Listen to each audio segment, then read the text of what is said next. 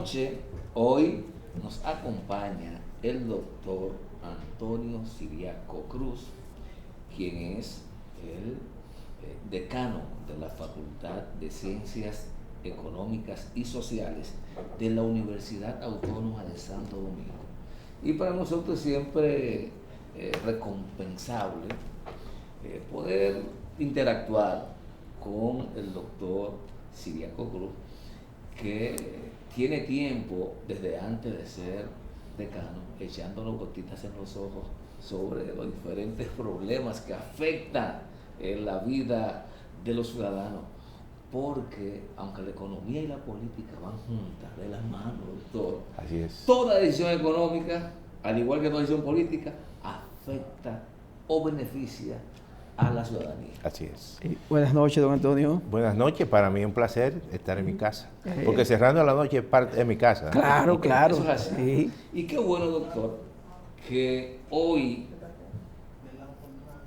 que más que nunca está caliente el tema de la reforma fiscal de la República Dominicana, que en varias ocasiones hemos hablado de la deuda pendiente que tiene la clase política y empresarial, de la convocatoria del pacto fiscal de la República Dominicana, que 9 años aplazándola por conveniencia política o económica, porque hay que estar claro, si los sectores económicos de este país le hubiesen interesado la reforma, yo creo que hace rato lo hubiésemos hecho, doctor. Mira, tú sabes que la reforma, hay varias razones por las cuales yo creo que hay que hacer una reforma fiscal integral de largo alcance.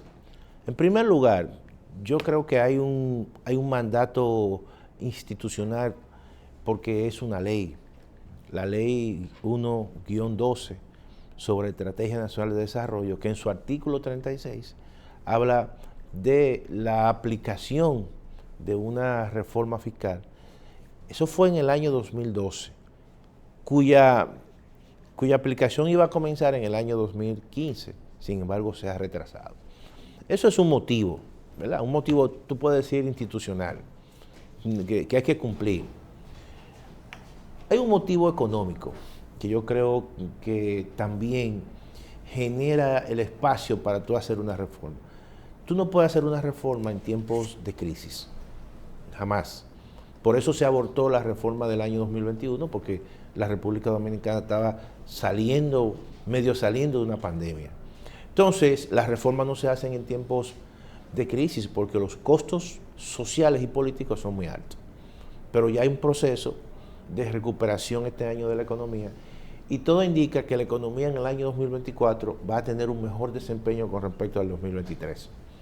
Pero también hay un componente político, a propósito de lo que decía Junior al principio, de que la economía y la política van de las manos. El partido que gana las elecciones, el PRM, prácticamente domina los poderes del Estado. Y el Congreso Nacional, tanto la Cámara de Diputados y el Senado de la República, en su gran mayoría. Por lo tanto, el presidente de la República tiene cierto nivel de facilidad y capital político. Esas son dos razones. Porque tú no puedes hacer una reforma fiscal por las complejidades que eso incorpora, por los intereses que eso toca cuando tú tienes un Congreso que no tiene la mayoría. Bueno, ya eso básicamente permite que todo el terreno esté fértil para tú hacer una reforma importante y que sea una reforma que evite que se hagan más reformas fiscales durante los próximos 10 o 15 años. Ahora, ¿qué ocurre con el tema de la reforma fiscal? ¿Qué piensa la gente sobre el caso de la reforma fiscal? Como las demás reformas o las anteriores, generalmente, más que una reforma fiscal, habían sido reformas tributarias. Esas reformas tributarias que consistían en incrementar tasas, porque el Estado generalmente siempre tiene una visión muy fiscalista. Esa es la visión inmediata del Estado. Sin embargo, ahora existe la posibilidad muy amplia de tú hacer una reforma fiscal, donde tú vayas básicamente buscando resolver algunos problemas que tienen que ver con el sistema tributario. En primer lugar, la evasión fiscal.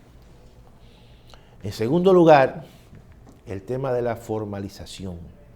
Miren, el Banco Central ayer, señores, presentó una encuesta nacional de MIPYMES y eso asusta, porque dentro del universo de las MIPYMES, que fue una encuesta que abarcó más de 490,000, creo, establecimientos comerciales. 375,000. Y de eso pudieron encuestar más de 400,000. Y de esos que encuestaron, el 85% son informales. Y el 15% es formal. Y el empleo que generan esas MIPYMES son 3 millones y algo. Es decir, casi el 65% de los empleos que se generan aquí son MIPYMES. ¿Entiendes?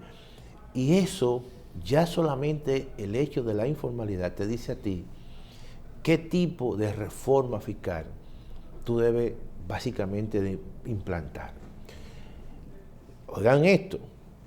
Entonces, nosotros en la Facultad de Ciencias Económicas y Sociales hemos preparado y estamos preparando una reforma, un documento de reforma que busca necesariamente atacar estos problemas y básicamente minimiza el coste social que mucha gente, la gente lo piensa. En primer lugar, nosotros estamos proponiendo para los pequeños contribuyentes, para los micros contribuyentes, para los medianos contribuyentes, transformar el régimen simplificado de tributación en un régimen de monotributo.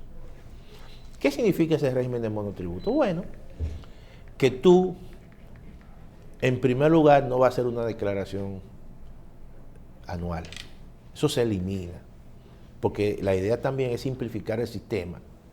En segundo lugar, tú vas a pagar un monto fijo, que puede ser mensual, que puede ser trimestral o que puede ser semestral.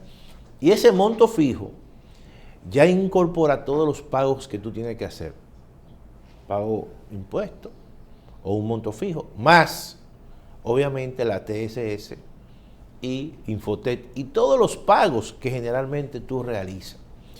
Y eso, en cierta manera, debe ir acompañado para todos aquellos que están y se quieran formalizar una amnistía fiscal. Eso, para nosotros, tendrá un impacto importante para ir formalizando a una cantidad de pequeños contribuyentes que no están formalizados, porque se le está simplificando el pago. No tendrán que hacer una declaración impositiva y solamente tendrán que registrarse en la DGI para obtener un RNC. Es decir, que ese proceso va a ser muy simple. Además, eso le va a evitar incluso hasta tener un asesor fiscal, porque si tú sabes con certeza que tú vas a pagar mensualmente o trimestralmente 25,000 pesos, tú sencillamente tienes que buscar 25,000 pesos. Y esos 25,000 pesos, tú sabes que incluyen todos los pagos. Ahí tú no tienes que pensar que la TCS, todo está ahí. Pues incluiría... Todo, claro, todo. Y además, eso va a permitir un proceso de bancarización porque se va a hacer a través de un banco. El banco estatal podría ser mediante transferencia. Y eso va a permitir también la bancarización de un sector tan importante. Fíjate, ¿por qué nosotros estamos planteando el monotributo? Eso no es una cosa nueva. Pero los países de América Latina que tienen monotributo son aquellos que tienen la tasa de informalidad más bajita. Uruguay, por ejemplo. Uruguay es el país de América Latina y el Caribe que tiene la tasa de informalidad más baja, por debajo del 30%. Nosotros la tenemos un 58%. Oye bien, Argentina, con todos sus problemas, tiene un monotributo, incluso hasta un monotributo social. Ellos le llaman monotributo social para todo el tema de la seguridad social. Y en Argentina, cuando se instaura el monotributo, 2 años después se habían incorporado 1.800.000 nuevos contribuyentes, que la base imponible se incrementó. Y en Uruguay, cuando se inicia el monotributo, inmediatamente comenzó a disminuir de manera tendencial la informalidad. Perdón, don Antonio, ¿este monotributo sería para todo a nivel general o para solo las pequeñas? Para los pequeños contribuyentes, claro. Exacto. ¿Por qué? Sí. Porque nosotros tenemos también una propuesta para los grandes contribuyentes, porque ahí es donde se da la gran evasión. Ahí voy. Y tenemos una fórmula y un mecanismo de cálculo para los impuestos sobre la renta a las personas jurídicas. Antes de entrar a ese tema grueso de la evasión, justo ayer Giovanni hablaba de esa encuesta que presentó el Banco Central, en la que participó el ministro de Industria y Comercio. Sí, fue un encargo precisamente del Ministerio de... Decía Giovanni que hacer esa encuesta solo por hacerla carece de sentido si no tiene como objetivo lograr educar a esa primera importancia que encierra para ellos y sus empleados la formalización, porque de esos 3 millones y tanto de empleos que él crea, ¿cuánto están en la seguridad social? Bueno, pero solamente decirte que si el 85% de ese universo son informales, de esos 3 millones y algo, el 85% no está en la seguridad social. Más de 2 millones que están por la seguridad social. Claro. Entonces, fíjate la importancia de tú tener la información. Y déjeme decir lo siguiente. Aquí, una vez las encuestas, excepto que la ONU siempre hacía algún tipo de encuesta, pero había instituciones, incluso sin fines de lucro, que esa data la vendían. Y ahora es una data pública, que eso es lo bueno, ¿verdad?, de las instituciones, porque las informaciones son las que te permiten a ti diseñar políticas públicas. Entonces ya nosotros, eso ya le dice y le debe decir al gobierno que el tema de la informalidad, el tema de la simplificación impositiva, tiene que ser un elemento importante para formalizar y aumentar la base. Bien, doctor. Todavía no hemos subido un impuesto, hemos ingresado gente y el Estado aparentemente está recaudando con esa exposición que está haciendo el doctor. Fíjate que no estamos diciendo que se aumenten tasas. No, es lo que digo. Porque en el imaginario de mucha gente, la gente dice, mira, la reforma me va a afectar. Nosotros decimos, no necesariamente. No necesariamente, así mismo es. Por eso sí esa énfasis de entrada. La primera propuesta encaminada a formalizar a los informales con un monotributo, una tasa fija al año, anual, que se divide en 12 cuotas. Claro, y eso lo determina obviamente la DGI. Entonces ya, ahí hay ingresos sin aumentar impuestos y de parte de la reforma. Claro. Sigamos entonces el problema grave, porque aquí hay la tendencia a acusar a que los que más impuestos valen son los más pobres. No. Cuando la lógica dice que esos son los que más pagan. Hablemos de la evasión fiscal. Mira, la evasión fiscal nosotros la hemos estimado en 3.5% del PIB. Estamos hablando de alrededor de 300.000 millones de pesos. Y básicamente están en 2 impuestos. Están el impuesto sobre la renta, tanto para las personas jurídicas como las personas físicas, y está en el ITEVIS también. En el caso del impuesto sobre la renta estamos hablando de una evasión de un 65%, oficialmente hablando. Eso es altísimo. Es decir, para que tú tengas una idea, si el gobierno debería, o la DGI, recaudar 165 millones de pesos, está recaudando 100 millones. Y los 65 hay una evasión. Entonces, ahí hay un tema y hay un margen para tú capturar ingresos y recaudaciones que no recaudaba. Y entonces ahí eso se concentra básicamente en los grandes contribuyentes. Mira lo siguiente, nosotros somos personas físicas y cuando nos quitan el impuesto sobre la renta es sobre el ingreso bruto, pero las empresas no es así. Las empresas es por el ingreso neto o la renta neta.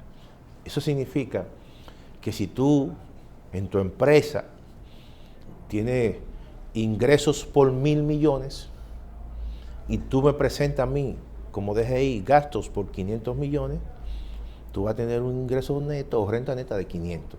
1.000 menos 500, 500. El 27%, que es la tasa oficial, según el Código Tributario, si tú la multiplicas, 0.27 por 500, te va a dar 135 millones. Eso es lo que tú me vas a pagar a mí. Eso es lo que debe pagarle. Claro. Entonces, ¿qué significa eso? Yo te pregunto, los 500 que tú me estás presentando a mí de gastos, ¿son reales? Porque muchas veces tú puedes tener gastos de 200 y me presenta 500. Mucha gente puede decir, cuando vas con su familia a un gran restaurante y le dicen, ¿usted quiere comprobante fiscal? Sí. Y le imputa a la empresa un gasto familiar como un monto. Y eso se lo reconoce. Pero eso no es correcto. Eso es sencillamente que tú estás utilizando contabilidad creativa para tú abultar gastos. ¿Eso es elusión o no? Eso es elusión y evasión a su vez. Entonces, ¿qué tú? Porque al final tú lo que quieres evadir. Pero también eso depende, depende, don Antonio, porque si bien es cierto, del tipo de empresa. Si bien es cierto que tú estás haciendo una especie de subterfugio para tú esconder y tú lo estás haciendo legalmente, pero no es correcto, no es un engaño. Es una operación matemática sencilla. Nosotros decimos que es una contabilidad creativa. Claro. Mientras más gastos yo reporto y me admiten, menos beneficio tengo. Y entonces paga menos. Esto está claro. Entonces, sí, pero claro, pero cuando tú ves las operaciones y tú dices, bueno, hay dudas, entonces, ¿qué nosotros proponemos? Que ese pago no sea por la renta neta, sino por la renta bruta. No por los 500, sino por los 1.000. En el ejemplo que te puse. Pero vamos a ver. Entonces, tú vas a decir, y como me han dicho muchos, pero profesor Ciriaco, es que si usted le aplica el 27 por la renta bruta, en el ejemplo que usted puso, va a quebrar la empresa. Es cierto. Pero entonces tú buscas una tasa equivalente, en ese caso puede ser un 14%, que te dé a ti, con una tasa menor, el mismo nivel de recaudación. ¿Entiendes? A ver. Oye, bien, pero fíjate cuál es el efecto que eso va a tener.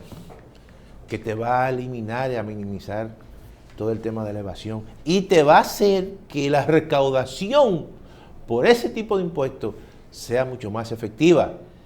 ¿Está entendiendo? No va a poder abultar porque si abulta va a pagar más. Claro. Hay dos temas en esta propuesta. Primero que el ejemplo que puso del gasto del restaurante, que yo presento, la DGI tiene la facultad de objetarme o no esa presentación y lo hacen cuando quieren. Lo hacen, pero ¿qué ocurre? La DGI no tiene la capacidad humana y técnica para poner un supervisor, porque eso te lo pueden hacer de forma aleatoria. Es que depende del tipo de empresa también. Entonces, no. Es que el comprobante dice el gasto y el sistema lo rechaza. No. Oye, bien, sí, está bien, porque ¿qué ha hecho la DGI? Que ahora el tema del comprobante lo ha puesto más exigente por esa situación. Pero aún así, todavía los niveles de evasión son altos. Y los niveles de evasión se dan precisamente porque hay una cantidad de gastos muchas veces que no están bastante claros. Pero no hay forma en que la DGI te pueda a ti. Mira qué ocurre. Mira qué pasa también y qué pasó con el tema del sector turístico. Con el tema del turismo, se presentó una situación así. El turismo aquí la mayoría de los hoteles pertenecen a cadenas de hoteles. Y la contabilidad que utilizan es una contabilidad y que viene de la empresa matriz. La empresa matriz puede hacer compras y se la imputa a su filial. Exactamente. Y ahí puede haber una especie, como le dicen los contadores, de precio de transferencia, donde tú le puedes abultar gastos y no hay manera en que tú le puedas, aunque la DGI sospeche, pero tú no tienes que comprobar, es difícil comprobar. Entonces, la DGI, ¿qué hizo? Mira, yo no puedo contigo. Y creó un sistema de cobro, se llama Acuerdo de Precios Anticipados. págame una parte, olvídate, sobre la base de tus ingresos. Por eso, porque se le hacía difícil caerle atrás a cada uno de los hoteles porque no tiene la capacidad. Es lo mismo que cuando vamos al médico y de repente el médico, y tú le pasas el seguro y te dice 1,000 pesos de diferencia, 2,000 pesos de diferencia, y tú se lo das efectivo. ¿Qué tú crees que puede haber pasado? Él lo reporta. A lo mejor sí, a lo mejor no. Pero la DGI no tiene a nadie ahí. No. ¿Y qué es eso? Ahí estamos hablando de evasión, no de ilusión. Ajá, pero entonces no, yo asumo que eso, pero para comprobarlo yo necesito un proceso. Entonces, tú resuelves eso, esa duda, diciéndole, no, perfecto, muy bien, págame por tu nivel de ingreso bruto. Al principio, son 1,000, entonces tú le pones un impuesto a los 1,000. Y ahí no están, tú puedes gastar todo lo que tú quieras de ahí. La evasión se reduce a su mínima expresión. Don Antonio, vamos a ir a una pausa con su permiso y de los amigos televidentes para continuar con más contenido en Cerrando la Noche. Señores, conversamos con el licenciado Antonio Ciriaco Cruz, quien es decano de la Facultad de Ciencias Económicas y Sociales de la Universidad Autónoma de Santo Domingo. Volvemos en breve. De vuelta con Cerrando la Noche, dando una pincelada de por dónde vendrían algunas de las propuestas que vía la Facultad de Ciencias Económicas y Sociales de la UAS se va a presentar próximamente al país. Y hemos identificado 2 propuestas hasta ahora. En ninguno de los casos se ha hablado de aumentar un solo peso, un impuesto, pero mucho menos una tasa, que después hablaremos del tema de las tasas. Pero hasta ahora, formalizar a las pequeñas, medianas, bueno, a los informales, y fijarle un monotributo al año. Esa es una propuesta. 2, para romper un poco con la ilusión, la evasión, que el porcentaje de impuesto a aplicar sobre la tasa sea, o la base impositiva, para evitar confusión, sea sobre las ganancias, sobre el ingreso bruto. Exactamente. Sobre el ingreso bruto. Correcto. Fijar una base impositiva, sea un 15, un 10, un 2, el que se determine, pero que esa sea la forma de estimar el impuesto. Claro. Bien, sigamos entonces, doctor. Y déjame decirte lo siguiente, eso va a ser más productivo la recaudación, pero también eso permite que el Estado diga, y la propuesta de nosotros, que ese anticipo que te cobran a ti, que es una venta anticipada o un ingreso anticipado, el gobierno lo pueda ir desmontando el anticipo del impuesto sobre la renta, que eso es duro. Ya con eso, con esa reducción, claro, nosotros decimos que el anticipo tiene que ser gradual para evitar que el gobierno tenga de golpe y porrazo un problema de flujo de caja. Vamos ahora con una propuesta que muchos economistas, que yo no estoy de acuerdo, dicen vamos a universalizar el ITEVI, bajar el ITEVI, muchos dicen de un 18 a un 10, y entonces universalizarlo a todos. Nosotros decimos no. Nosotros estamos de acuerdo que ese impuesto, esa tasa se baje, y el planteamiento de nosotros es de un 18 a un 14. Pero nosotros mantenemos la exención del ITEVI es decir, que no pague ITEVI en los alimentos, en los medicamentos y en la educación. Pero luego, aquí hay sectores que ya están maduros. Aquí hay un sector tan importante como el turismo que tiene exenciones de apoyo desde el año 1970. Y que no es verdad que si tú le quitas las exenciones al turismo, que son 13,000 millones de pesos, el turismo se va a desplomar. No, el turismo, básicamente, su competitividad depende de ¿qué? Del tipo de cambio. Los turistas vienen a la República Dominicana, es bonita, pero es muy barata. Para el que viene de fuera, el que vive fuera, el dominicano que recibe remesas en dólares, cuando la cambia a peso, tiene una rentabilidad de ¿cuánto? De casi 60 por 1. Entonces, para el extranjero que viene a la República Dominicana, este país es muy barato porque el tipo de cambio lo hace así. Por lo tanto, la principal fuente de competitividad que tiene el turismo no son las exenciones, es la tasa.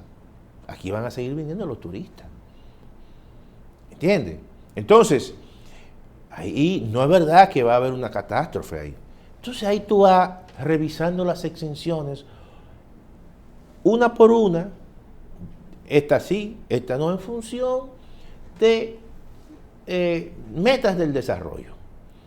Por ejemplo, las zonas francas.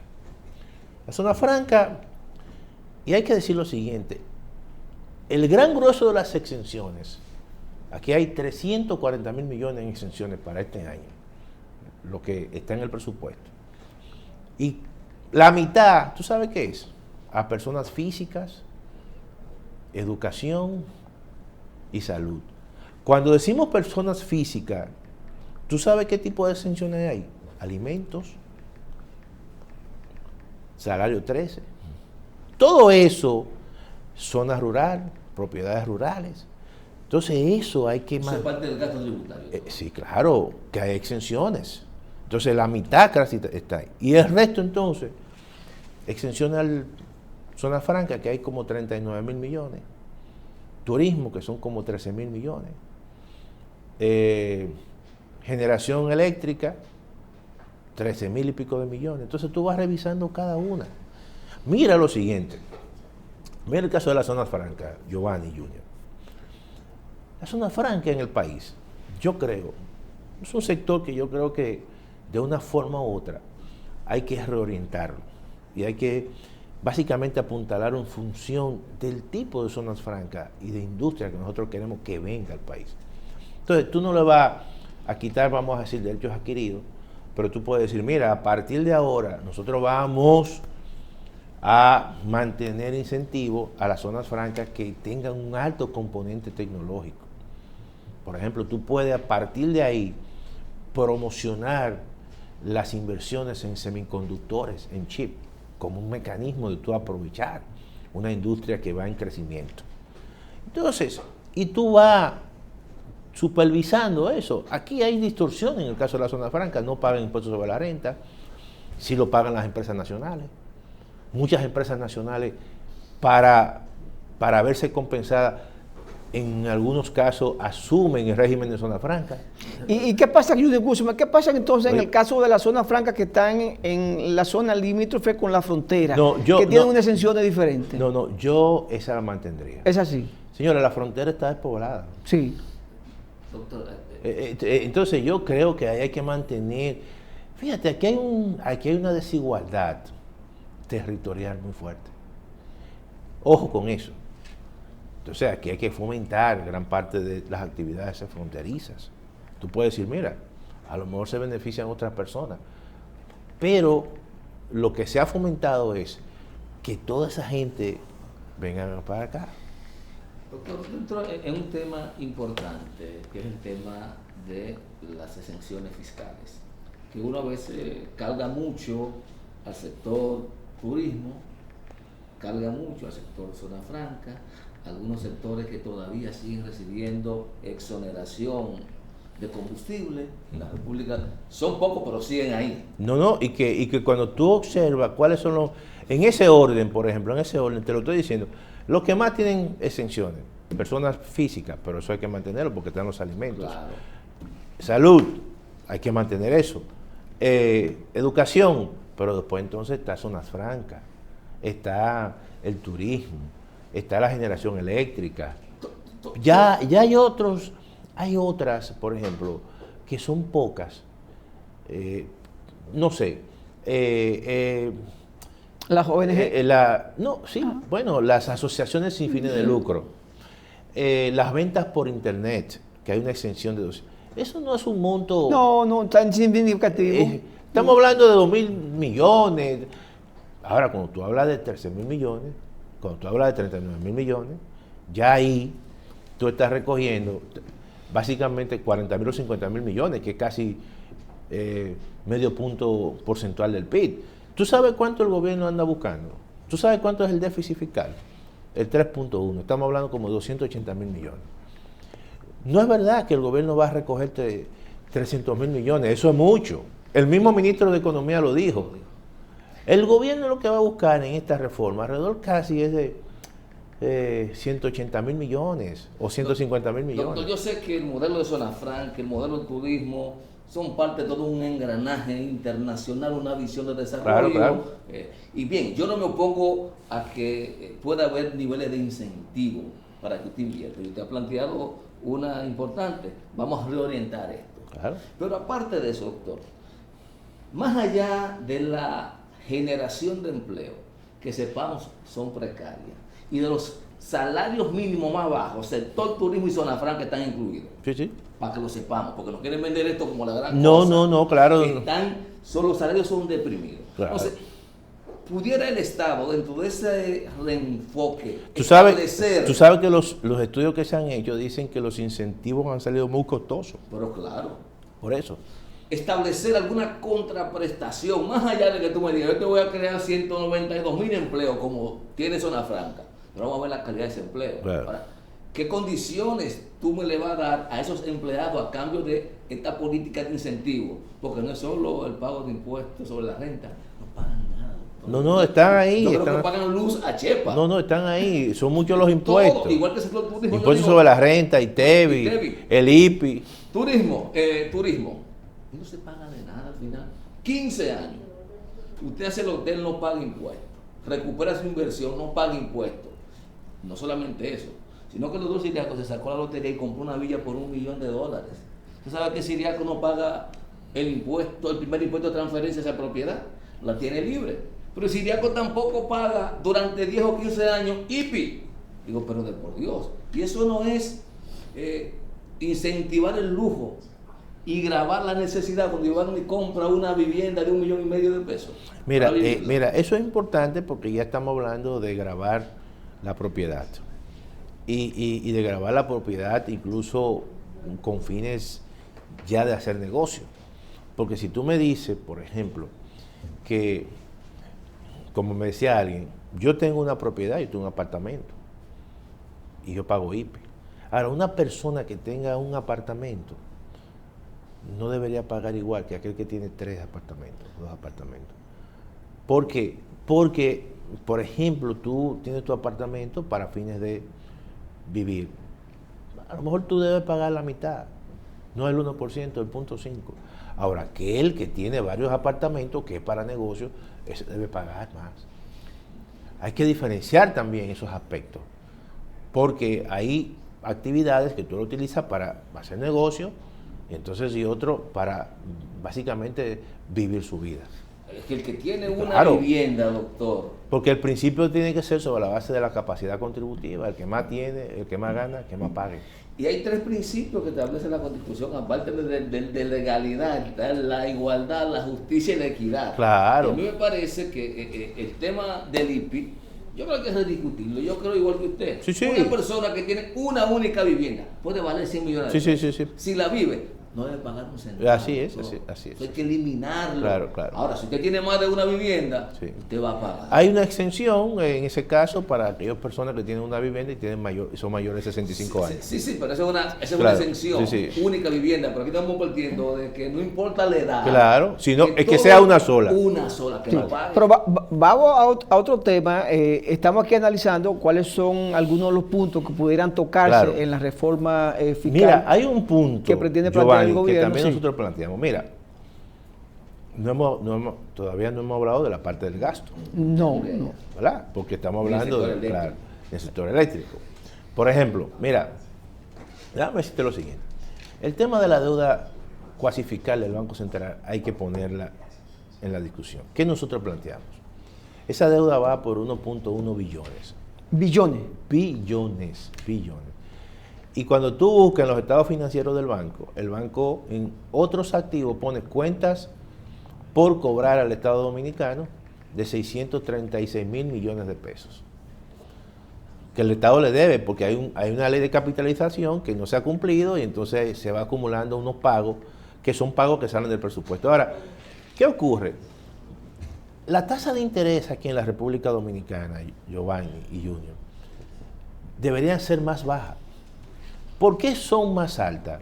Incluso con respecto a la región. Porque el Banco Central, para los fines de financiar una parte de esa deuda cuasificar, de esos intereses que se van generando,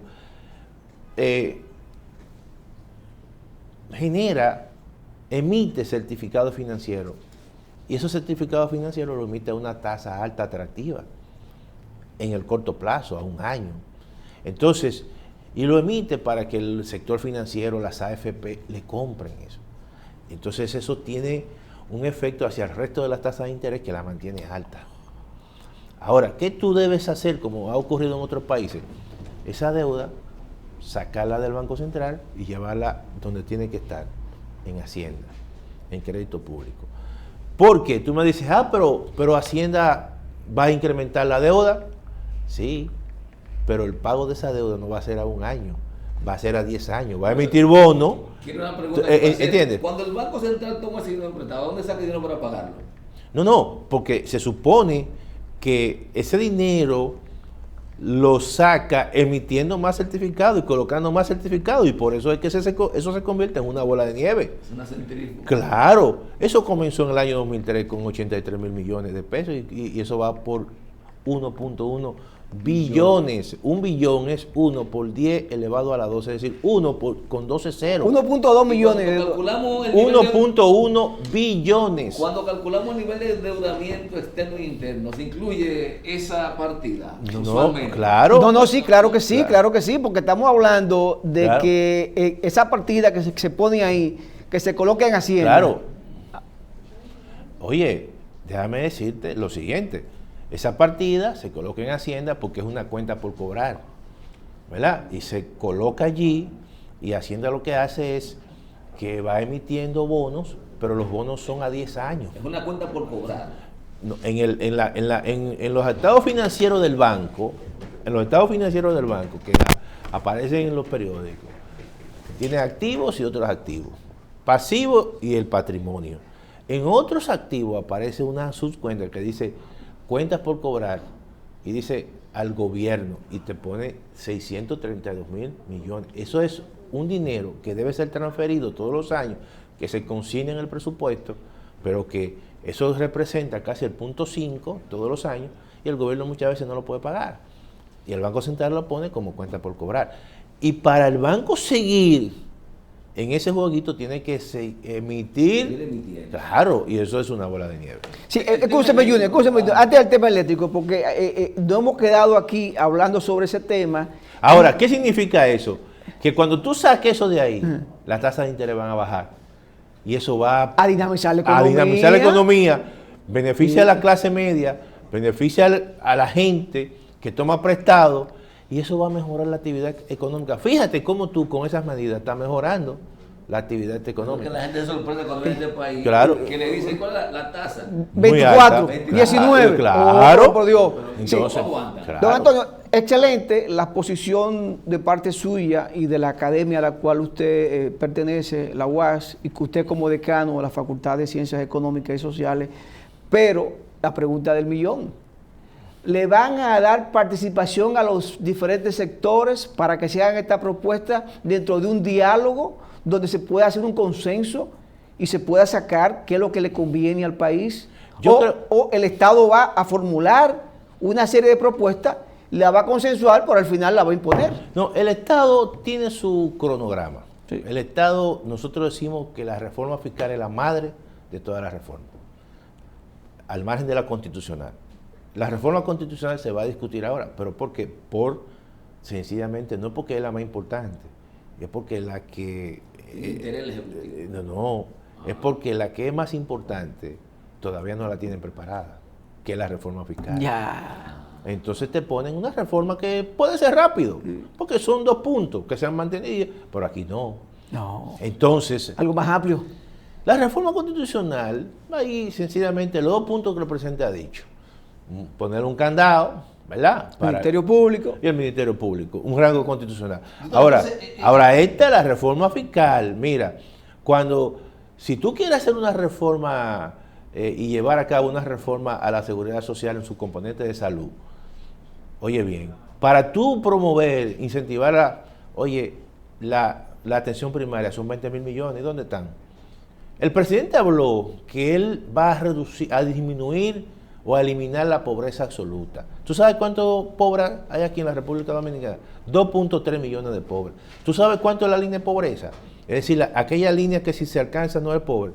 7.800 pesos según el Ministerio de Economía. Si tú quieres a esos 2.3 millones llevarlo a esa línea de pobreza, tú tienes que gastar, solamente llevar los 18.000 millones de pesos. ¿Y dónde están los recursos? De manera que aquí hay reformas que para aplicarse necesitan plata. Y eso viene de la reforma fiscal. Doctor, ¿dónde queda entonces en su exposición sobre cuál debe ser la ruta? Siento que el pacto va a quedar reluido por ahí. El CES, ¿qué papel va a jugar para la concertación para una reforma de esta naturaleza? Mira, yo creo que todo esto es importante. El presidente de la República lo primero que hizo fue, ¿verdad?, tocar las puertas de los principales líderes, candidatos a la presidencia de la República. Eso está bien, perfecto. Puede convocar el CES, eso muy bien. Cada sector se están, como dicen, armando con su propuesta, por si se hace esa convocatoria, que lo más probable se pueda hacer. Pero el presidente de la República, pienso yo que va a escuchar y a partir de ahí va a seleccionar quizás los temas que más ellos consideren que le convengan. Pero lo importante es que se escuche a la gente. Lo importante es que no se avasalle, obviamente.